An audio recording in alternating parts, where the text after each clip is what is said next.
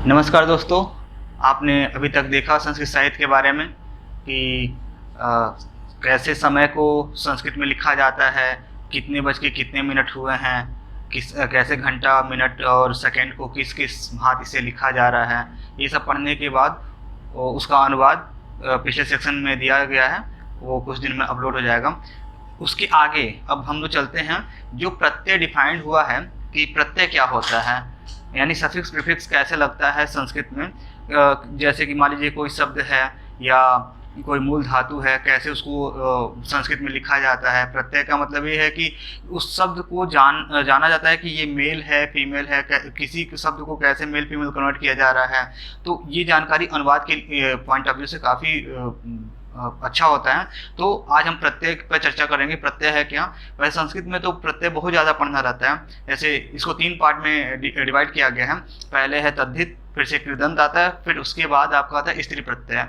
तो इसमें हम लोगों को सिलेक्टेड ही प्रत्यय पढ़ना रहता है, तो उस पर चर्चा किया जाता है। तो पहले हम जान लेते हैं कि प्रत्यय क्या होता है। तो यहाँ लिखा हुआ है प्रत्यय, रेड कलर से ऊपर लिखा हुआ है। प्रत्यय क्या होता है?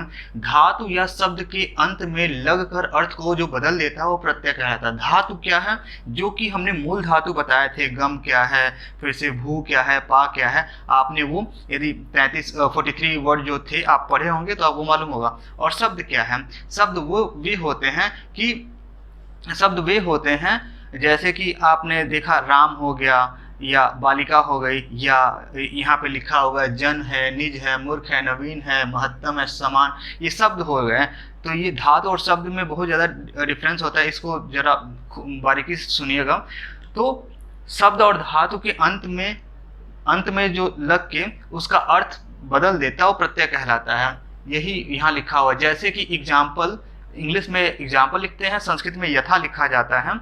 तो यहाँ पे पुल्लिंग, स्त्रीलिंग, नपुंसक लिंग में हमने इसे डिफाइंड किया हुआ है। तो पुल्लिंग में क्या है कि यदि मान लीजिए राम लिखा जाता है तो राम देखे होंगे कि रामः लिखा जाता है, तो ये अंक का मात्रा इस पे लग रहा है, ये 2 शून्य के साथ जो विसर्ग वाले हैं ये वाले। या आन हो जाए, बलवान, आन आ गया इसमें, इन आ जाए, तो ये जितने भी, जैसे गुणिन, उसका इन लगता है तो गुणिन हो गया आपका। तो ये पुल्लिंग शब्द सूचक हो जाते हैं क्योंकि इनके पीछे, शब्द के पीछे कोई ना कोई प्रत्यय लग रहा है। स्त्रीलिंग कैसे पहचानेंगे? स्त्रीलिंग पहचानने के लिए ये है कि आप जैसे कि मान लीजिए रमा है तो रमा में जो माँ पे बिंदी लग रहा है, जैसे अर्चना यहाँ लिखा है, माया, नारी, ये सब लिखा है, तो अर्चना में आ लास्ट में आया है, माया में आ लास्ट में आया है। तो ये कहीं न कहीं जो आ का मात्रा आ रहा है ये स्त्री सूचक शब्द हो जाते हैं। जैसे नारी में दीर्घ ई आई हुई है, ठीक है, तो ये स्त्री सूचक शब्द हो जाते हैं। तो इस तरीके से हमें जब अनुवाद बनाते हैं तो उसमें कौन सा धातु रूप हमें शब्द रूप चलाना है, बालिका पे चलाना है कि राम पे चलाना है, ये हमें डिफाइंड होना चाहिए, नहीं तो पूरा ट्रांसलेशन आपका गलत हो जाएगा। इसके बाद नपुंसक लिंग में आइए। नपुंसक लिंग में क्या होता है कि कोई सा शब्द के पीछे जब म हलंत लग जाता है, मकार लग जाता है, तो वो जनरली नपुंसक लिंग में आ जाता है। जैसे कि यहाँ हमने फल में म हलंत लगा दिया तो फलम हो गया, तो ये आपका नपुंसक लिंग में एक तरीके से इसको हमने डिकोड कर दिया है। तो वही, अब इतना छोटा सा बेसिक दिया गया इसके बारे में, प्रत्यय के बारे में। अब आइए टोटल जो संस्कृत में प्रत्यय पढ़ने हैं वो 400 हैं, बट आईएएस के पॉइंट ऑफ व्यू से देखा जाए तो 36 हमको प्रत्यय पढ़ने रहते हैं। तो जो 36 प्रत्यय हैं उसमें है पहला तद्धित प्रत्यय, ठीक है। तद्धित प्रत्यय जो है संस्कृत के हिसाब से 200 है। कृदंत प्रत्यय कितने हैं? कृदंत प्रत्यय 192 हैं, ठीक है। और स्त्री प्रत्यय जो है आपके 8 हैं, स्त्री प्रत्यय। अब इसके बाद क्या होता है, आईएएस के पॉइंट ऑफ व्यू से देखा जाए तो तद्धित प्रत्यय जो है वो 22 आपको पढ़ने होते हैं, और कृदंत प्रत्यय जो है वो 14 पढ़ने होते हैं। और जबकि स्त्री प्रत्यय हमें नहीं पढ़ना रहता है इन्हीं से, क्योंकि आप तद्धित वाले शब्द को ही ये प्रत्यय लगा के स्त्री प्रत्यय में कन्वर्ट कर सकते हैं। तो यहाँ पे इसीलिए इसे 0 कर दिया गया कि पुल्लिंग वाले से स्त्रीलिंग वाले का काम चल जाता है, उसको कन्वर्ट कर दिया जाता है। तो ये 36 हो गए आपके। तो देखिए तद्धित क्या है, ये जब मैं भी पढ़ रहा था तो हमें काफ़ी दिक्कत किया कि तद्धित और कृदंत में डिफरेंस क्या है, आखिर क्यों तद्धित अलग पढ़ा जा रहा है, कृदंत अलग पढ़ा जा रहा है। तो इसके पीछे ये रीज़न है कि तद्धित आप जब पढ़ रहे हैं तो तद्धित हमेशा शब्द के साथ लगा रहता है। जैसे यहाँ लिखा हुआ शब्द, इसको आप बहुत ध्यान से देखिएगा, ये शब्द है और ये धातु है, तो जो मूल धातु में आपको लिखाया गया है, जैसे कई का बदला हुआ रूप गच्छत हो जाता है, भू का भव हो जाता है, यानी उसमें धातु रूप जोड़ दिया भवती हो गया, ठीक है। तो यहाँ पे शब्द राम है, श्याम है, मोहन है, ये सब शब्द हैं, ठीक है। लेकिन धातु क्या है, धातु मूल धातु गम है, भू है, पा है, घ्रा है, जिघ्र है, ये सब मूल धातु हैं। तो ये आपको डिफाइन होना चाहिए, ये हमेशा मूल धातु के साथ लग रहा है कृदंत प्रत्यय। तो यही है तद्धित प्रत्यय, ये बोलता है कि यह वो प्रत्यय हैं जो शब्द के साथ लगते हैं, जैसे राम, श्याम, नवीन, मूर्ख, ये इसके एग्जाम्पल हैं। कृदंत प्रत्यय क्या कहलाता है? कृदंत प्रत्यय वो प्रत्यय है, कृदंत प्रत्यय हम लोग कितने पढ़ने हैं? 14 कृदंत प्रत्यय पढ़ने हैं। तो इसमें से जो धातु के साथ लगता है वो कृदंत प्रत्यय कहलाता है। कृदंत प्रत्यय क्या है? गम है, पट है, भू है, पा है, दृश्य, इसके साथ जो लगता है वो आपके कृदंत प्रत्यय कहलाते हैं। स्त्री प्रत्यय जो हमने अभी बताया था, स्त्री प्रत्यय पुल्लिंग शब्द को स्त्रीलिंग में बना दिया जाता है, तो वो आपका स्त्री प्रत्यय में आ जाता है। तो आइए, ये तो प्रत्यय के बेसिक हुआ। अब इस प्रत्यय को हम पढ़े क्यों, क्या बेसिक पॉइंट है इसे पढ़ने का?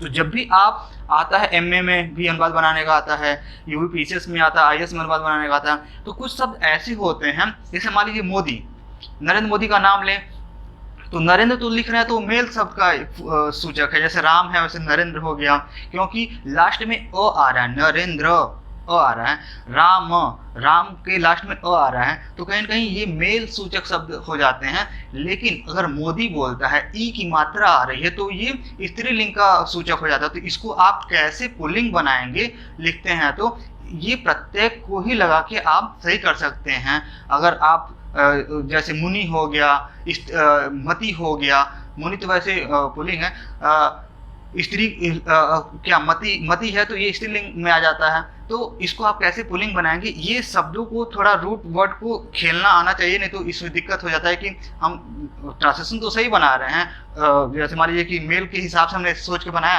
और कहीं वो फीमेल का शब्द निकल गया, तो वो हमारा पूरा ट्रांसलेशन गलत हो जाता है। तो इस पर आपको फोकस ज़्यादा करना पड़ेगा। तो आइए इधर देखते हैं। तो अभी तक हमने देखा कि प्रत्यय कितने हैं। तो जो तद्धित प्रत्यय है, देखिए तद्धित प्रत्यय जो है वो हमारे 22 हैं। तो तद्धित प्रत्यय का शुरुआत हम करते हैं। तो पहला है तल प्रत्यय। तल प्रत्यय यहाँ जो लिखा है, तल, ल के नीचे हलंत है, तल प्रत्यय। तो तल का जब हम किसी शब्द में तल को जोड़ते हैं तो वहां पे ता शेष आता है। ता शेष आना मतलब क्या होता है, इससे बने, जैसे ता, आ का मात्रा आ रहा है, तो जिस शब्द के अंत में आ आएगा वो हमेशा फीमेल शब्द सूचक होगा, यानी स्त्रीलिंग होगा, इसीलिए लिखा हुआ है। इससे बने हुए शब्द स्त्रीलिंग होते हैं। यहाँ आपको ध्यान देना होगा।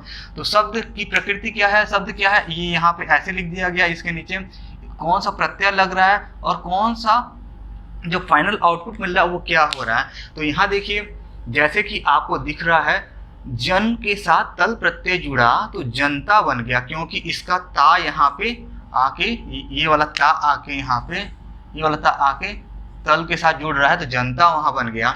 निज के साथ आके तो निजता, आपने निजता का हनन पढ़ा होगा आर्टिकल 21 में, जब संविधान पढ़ रहे होंगे तो आपको याद होगा। तो यही निजता है, ये स्त्रीलिंग, स्त्री सूचक शब्द होता है। निजता का, समानता का अधिकार, निजता का अधिकार, गोपनीयता का अधिकार, ये सब पढ़े होंगे आप सारा। तो यही निजता है ये। तो ये कहीं न कहीं फीमेल डिनोट करता है, फीमेल वर्ड को डिनोट करता है। मूर्ख प्लस तल, हमारा मूर्खता, ठीक है, ये फीमेल हो गया। नवीन प्लस तल, नवीन यहाँ पे मेल शब्द हो गया, देखा जाए तो नवीन है, अ आ रहा है, तो इसमें तल प्रत्यय जोड़ दिया गया, तो ये हो गया वो नवीनता। महत्व है, तो देखिए यहाँ आधा त है, महत्व के नीचे हलंत लगा हुआ है। तो जब ये चेंज होता है, फाइनल आउटपुट जब आता है, तो मोह आधा त फिर पूरा ता, महत्ता हो गया। ऐसे सम प्लस तल समानता हो गया। ये तो हो गया तल प्रत्यय। तल प्रत्यय का ता शेष रहता है, ये स्त्री सूचक शब्द होता है, ये आपको दिमाग में बैठाना होगा। इसका फाइनल आउटपुट कैसे होता है, जैसे कि निज है उसके साथ तल प्रत्यय जोड़ा गया तो निजता आ गया, मूर्ख है तो उसके साथ तल प्रत्यय मूर्खता हो गया, ये लिखा हुआ है। अब आइए तमप। तमप क्या होता है, तमप, तरप और फिर से वतूप, ये सब प्रत्यय लिखे हैं, तो ये कहीं ना कहीं मेल सूचक शब्द होते हैं। तो देखिए लिखा हुआ, इससे बने शब्द पुरुष पुल्लिंग होते हैं। तो फिर से यही है, तमप का तमह शेष होता है, जैसे प्रिय प्लस तमप बराबर प्रियतम, प्रियतमः, फिर से गुरु प्लस तम बराबर गुरुतमः, पटु प्लस तमः पटुतमः, पटु का मतलब है तेज, तेज, ठीक है ना। तो पटु को किस प्रकार तमप लगाया तो पटुतमः हो जा रहा। अन्य प्लस तमः अन्यतमः बने शब्द, ये कहीं न कहीं जैसे प्रिय है तो आपको समझ नहीं आ रहा कि प्रिय कौन सा शब्द है, तो इसको मेल बना के आप ट्रांसलेशन में आगे बढ़ सकते हैं। तरफ का क्या होता है, तरफ का तरह शेष होता है, ठीक है, इससे ही बने शब्द पुल्लिंग होते हैं। और ये क्या है, गुरु प्लस तरफ बराबर गुरुतरह, क्योंकि यहाँ पे ये इसका लास्ट में जुड़ने वाला प्रत्यय जो है आपका तरह है। प्रिय प्लस तरफ प्रिय तरह, ठीक है, पटु प्लस तरफ पटु तरह, अन्य प्लस तरफ अन्य तरह। तो ये देख रहे हैं सारे के सारे ये सब जो हैं, ये शब्द हैं, ये पूरे शब्द हैं, ठीक है ना, ये शब्द हैं। तो शब्दों के साथ जो लगे, शब्दों के साथ जो प्रत्यय लगे वो आपका कहलाता है तद्धित प्रत्यय। तो तद्धित प्रत्यय आपके 22 हैं। तो ये यहाँ पे ये वाला 3 प्रत्यय हमारा खत्म हुआ, उस पे वतूप पे आते हैं। यहाँ सही है, वतूप का वान शेष रहता है, इससे बने शब्द पुल्लिंग होते हैं। शब्द के अंत में आ रहे तो उसी के साथ लगेगा, अ या आ रहे तो उसी शब्द के साथ आपका यहाँ पे देखिए अ और आ। जिस शब्द के अंत में, कहने का मतलब ये है, जिस शब्द के अंत में अ या आ आता है लास्ट में, उसी के साथ वतु प्रत्यय का वान जुड़ता है। यानी कहने का मतलब ये है, ज्ञान है तो ज्ञान कैसे है, ज्ञान लिख रहे हैं तो अ लास्ट में उच्चारण में आ रहा है। फिर से यहाँ पे विद्या है तो इसके लास्ट में आ रहा है, तो यहाँ पे जहाँ भी स्वर में अ और आ रहा है वहाँ पे वतुप प्रत्यय लगेगा, और जहाँ पे अ और आ नहीं आएगा वहाँ पे मतुप लगेगा। ये देखिए, वतुप का छोटा भाई मतुप, आपको ध्यान देना होगा, ऐसे कोड करके पढ़ेंगे तो ही कोरिलेशन इसका आना चाहिए। वतुप का भाई छोटा मतुप, तो ये भी पुल्लिंग शब्द होता है। यहाँ अ और आ को छोड़कर सभी के साथ लगता है, लेकिन वतुप में क्या है, अ और आ शब्द के साथ ही लगता है। तो यहाँ पे क्या है, ज्ञान है, ज्ञान प्लस वतुप ज्ञानवान हो गया, धन प्लस वतुप धनवान हो गया, ठीक है, गुड़ प्लस वतुप गुणवान हो गया। ये मेल शब्द बनाने का। अब मान लीजिए विद्या है तो आपको अभी बताया गया विद्या आ रहा है, तो विद्या का हमें शब्द रूप भूल गया, तो हम क्या करें, अब हमें मतलब स्त्री का जो विद्या जो स्त्री सूचक शब्द है इसका हमें शब्द रूप भूल गया, तो हम कैसे लिखेंगे, तो हम उसको क्या करेंगे, हम प्रत्यय लगा के ये वतु प्रत्यय लगा के हम उसे पुल्लिंग बना लेंगे। जैसे विद्यावान हो गया, ठीक है, तो ये हो गया आपका, ये स्त्रीलिंग शब्द को पुल्लिंग कैसे बनाया जाए, ये सब ये प्रत्यय के वतुप के यूज करने से हो जाए। तो इसमें अ और आ को आपको बेसिक ध्यान देना है, ये शब्दों के साथ खेला जा रहा है। अब आई मतुप, वही बताया गया, इसका छोटा भाई है, तो ये क्या कहेगा, मैं अ और आ के साथ नहीं रहूँगा, मैं अ और आ के साथ नहीं रहूँगा, मैं रहूँगा इन दोनों को छोड़कर किसी और शब्द के। जैसे बुद्धि ई आ गई, ठीक है, हनु ऊ आ गया लास्ट में, असु बड़ा ऊ आ गया, ठीक है, श्री ई हरस्वी आ गए। तो इन सबों के साथ देखा जाए तो कहीं न कहीं मतुप लग रहा है, तो सेम वतुप का भाई मतुप, तो इसका मान शेष रहता है। तो बुद्धि प्लस मतुप बुद्धिमान, हनु प्लस मतुप हनुमान, ठीक है, हनुमान का कैसे होता आप ऐसे भी लिख सकते हैं, हनुमान कैसे बने, ठीक है। असु प्लस मतुप अशुमान, श्री प्लस मतुप काफ़ी अच्छा है, ये एक बार पूछा भी गया इसलिए इस पर स्टार लगाया गया है। तो श्री प्लस मतुप श्रीमान, भक्ति प्लस मतुप भक्तिमान, और शक्तिमान भी कह सकते हैं, शक्ति प्लस मान शक्तिमान, शक्तिमान वो होता है ना, आता था शक्तिमान करके, यही शक्तिमान और भक्तिमान है। अब आ जाइए आप, ये वाला काफ़ी इम्पॉर्टेंट है, छ प्रत्यय, छ से छपरा वाला छ, ठीक है, वो वाला छ है, तो इसका ये शेष रहता है, यानी कि कहीं न कहीं जो ये वाली ई है ये दीर्घ ई है, दीर्घ ई है, और इसी का जब इन्हीं प्रत्यय में यूज होता है तो इन आ जाता है, यानी कि वहाँ पे हरस्वी ई आ जाता है। जैसे यहाँ देखिए हरस्वी आ गया और यहाँ पे दीर्घ ई आ गया, इन दोनों को एक साथ आपको पढ़ना होगा, तभी आप जैसे मतुप और वतुप को एक साथ पढ़े, ये एक दूसरे से कोरिलेट होते हैं। वहीं आप 6 और 7 को एक साथ पढ़ेंगे तो आप कोरिलेट कर पाएंगे, क्योंकि ये एक दूसरे से मिलते जुलते हैं। ये भी छ प्रत्यय जहाँ लगता है वो शब्द पुल्लिंग शब्द होते हैं। शब्द के अंत में कोई भी स्वर रहे तो समाप्त हो जाता है। ये बहुत ही इम्पॉर्टेंट टर्म है, कोई भी स्वर रहे तो वो समाप्त हो जाता है। जैसे कि स्वर कौन है, अ ई ऊड़ा ऋषि लिका ए वंगा, ठीक है ना। अच जिसे बोलते हैं उस स्वर का आता हम महस्व शुद्ध जब बताएंगे तो उसमें हम बताएंगे आपको। कोई भी स्वर है तो समाप्त हो जाता है। ये छ प्रत्यय, और यही सेम कॉन्सेप्ट उठ के इन्हीं प्रत्यय में आ जाएगा। तो इसका अर्थ होता है इन्हीं प्रत्यय का होने वाला, यानी जहाँ छ प्रत्यय होगा तो उसका मतलब है कि होने वाले के अर्थ में यूज किया जाता है। तो जैसे देखिए भारत है, तो भारत तो एक मेल शब्द हो गया, लेकिन इसको हमें ट्रांसलेशन में होगा कि भारत में होने वाली गतिविधियों को जानने की कोशिश किया जा रहा है, ऐसे कुछ ट्रांसलेशन बनाने के लिए आ गया। तो कैसे लिखेंगे, भारत में छ प्रत्यय जोड़ देंगे तो क्या आ जाएगा, भारतीय। हमेशा इसमें देखिए दीर्घ ई कैसे जुड़ रहा है, ऐसे जुड़ रहा है, ये वाला देख रहे हैं ना, भारतीय ऐसे करके यहाँ पे। फिर से झारखंड प्लस छ, झारखंडीय, मतलब भारत प्लस छ भारतीय, भारत में होने वाला। झारखंड प्लस छ झारखंडीय, झारखंड में होने वाला। जैसे होता है झारखंड में नक्सली हमले में मारे गए इतने जवान, ठीक है। तो अब वहाँ पे क्या झारखंडीय लिख देंगे तो इतने बड़े टर्म को आप कंप्रेस कर दिए छोटे में, ठीक है ना। ये कोशिश किया जा रहा बताने को, अगर समझ में आता तो बहुत अच्छा, नहीं आता है तो भाई अब उसके लिए कुछ नहीं किया जा सकता है।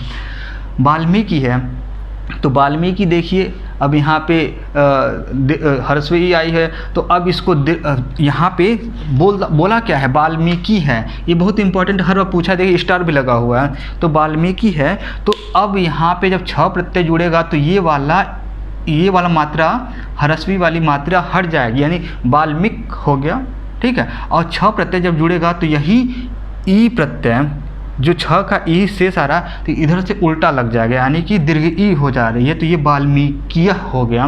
तो वाल्मीकि में होने वाला, अर्थात कहने का तात्पर्य वाल्मीकि में क्या होगा, वाल्मीकि के रामायण में होने वाला जो गतिविधि है वो यहाँ तात्पर्य वहाँ से लिया जा रहा है। शब्दों का खेल है भाई। अब देखो रामायण, रामायण प्लस छ तो क्या हो जाएगा यहाँ पे, रामायणीय। तो रामायण में होने वाला जो वेद व्यास, जो टाइटल है वेद व्यास जी की, महर्षि वेद व्यास उनको बोला जाता है, कृष्णद्वैपायन वेद व्यास उनका नाम था। तो रामायण, जो रामायण के रचयिताकार बोले जाते हैं, तो ये क्या है यहाँ पे रामायणीय, रामायण में होने वाला, ठीक है ना, ये रामायणीय हो गया एक तरीके से। तो ये कोशिश किया गया आपको बताने का कि छ प्रत्यय क्या है, छ का ई शेष रहता है, इन्हीं प्रत्यय क्या है, इन्हीं में सब कुछ कॉन्सेप्ट छ प्रत्यय का ही चलेगा। बट चेंज कहाँ आ जाएगा कि यहाँ पर कोई भी स्वर, ये भी शब्द मेल होते हैं, शब्द के अंत में कोई स्वर रहे तो समाप्त होगा, जो कि आपका छ प्रत्यय में हो रहा था। लेकिन जो इसमें जुड़ता है लास्ट में, जो प्रत्यय है वो क्या जुड़ता है, इन प्रत्यय जुड़ता है, यानी कि ह्रस्व ई जुड़ती है, या ये जो इनी है ह्रस्व ई को, मतलब हम लोग अपने यूपी की भाषा में बोलते हैं कि ये छोटी ई है और ये बड़ी ई है। बड़ी ई का ऊपर टोपी बना हुआ है और छोटी ई के नीचे टोपी नहीं, ऊपर नहीं टोपी बना हुआ है, तो ये छोटी ई कहलाती है। तो ये मेल शब्द है और इसके अंत में कोई स्वर है तो छ प्रत्यय समान ये भी समाप्त हो जाता है। तो यहाँ पे गुण है, ठीक है ना, इसके साथ इन प्रत्यय जुड़ा तो गुणीन हो गया, गुणीन। जैसे गुड़ के साथ इन प्रत्यय तो गुणीन, गुड़ में होने वाला, यानी कि गुड़ में क्या होगा, कोई गुड़ में परिवर्तन हो रहा है तो गुणीन उसको बोल दिया गया। धन में परिवर्तन, धन में होने वाला, कोई आता है ना धन में होने वाला परिवर्तन, ऐसे करके आप ट्रांसलेशन में देखेंगे। बलीन, बल में होने वाला। विद्यार्थीन, तो यहाँ देखिए बहुत इंपॉर्टेंट है, ये बहुत ध्यान से देखिएगा इसको। विद्यार्थीन, तो यहाँ पे कहीं न कहीं स्वर आया है और विद्यार्थीन ई लगी हुई है, ये कहीं न कहीं आपका फीमेल शब्द को दिखाता है। तो ये अब हमें बोल रहा है कि मेल हो जाएगा, तो यहाँ मेल कैसे होगा, विद्या तो लिखा ही गया, ठीक है, और ये स्वर यहाँ से हट जाएगा। तो जब स्वर यहाँ से हट जाएगा तो ये दीर्घ ई लगी हुई है, यहाँ पे दीर्घ ई ऐसे लगी हुई है, यानी बड़ी ई लगी हुई है। तो जब हम इन्हीं प्रत्यय जोड़ेंगे तो इन आ जाएगा, तो ये ऐसे हो जा रहा है, इधर से बन जा रहा। तो वही लिखा गया यहाँ पे विद्यार्थीन, विद्यार्थी में होने वाला, ठीक है। विद्यार्थी में होने वाला थे पाणिनिन। तो पाणिनिन में ये है कि पाणिनि लिखा गया और इसमें इनी प्रत्यय लगाया गया तो आपका पाणिनिन हो गया। पाणिनिन इधर रिवर्स आपका छोटी ई लग गई यहाँ पे। ये छोटी छोटी चीज़ें आपको काफ़ी ध्यान रखना होगा। तो एक बार देख लीजिए, अभी तक हमने पढ़ा 7 प्रत्यय हमने पढ़ा। पहला था आपका तल का ता शेष रहता है, तरफ का तरह शेष रहता है, तरह का तरफ से तमप का तमह शेष रहता है, वतुप का वान शेष रहता है, मतुप का मान शेष रहता है और छ का यही शेष रहता है, इन्हीं का इन शेष रहता है। तो इसमें से अभी तक हमने जो पढ़ा उसमें एक अभी हमें स्त्रीलिंग वाला प्रत्यय मिला जो है तल का ता, ठीक है ना। तो इसमें मेल को फीमेल शब्द कैसे बनाएं, तल से ता वाले में जाएंगे तो वहाँ आपका चेंज मिल जाएगा। लेकिन इसके बाद क्या है, सब मेल वाले पे चल रहा है कंटिन्यूअस। तो देखेंगे तमप तरप वतुप मतुप इनी, ये सब जो है आपका मेल डिनोटेड वर्ड होते हैं। तो इस पर आपको काफ़ी ध्यान रखना है, कहाँ पे अ लग रहा है, कहाँ पे अ नहीं लग रहा है, कौन स्वर के साथ जुड़ रहा है। ये केवल प्रैक्टिस से ही आएगा। और यदि आप कहीं न कहीं इस पे ध्यान दे देते हैं तो आपका ट्रांसलेशन में जो दिक्कत होता है आप उस दिक्कत को कंट्रोल कर सकते हैं। आपको शब्द रूप धातु रूप पे ज़्यादा फोकस नहीं करना पड़ेगा, आप प्रत्यय से उसको आगे खींच सकते हैं और कहीं न कहीं इसमें आप अच्छे से गलती होने से रोक सकते हैं इसको। तो अभी तक हमने पढ़ा प्रत्यय के बारे में क्या होता है। तो प्रत्यय बस जान लीजिए कि ये किस शब्द के पीछे या धातु के पीछे लग के उसका अर्थ बदल देते हैं, तो ये प्रत्यय कहलाता है। तो इतना पढ़ा गया। यदि सेशन आपको अच्छा लगे तो लाइक और सब्सक्राइब ज़रूर कीजिए। और इस वीडियो को समाप्त होने के बाद तुरंत आपको अनुवाद का वीडियो दिया जाएगा। Okay, thank you.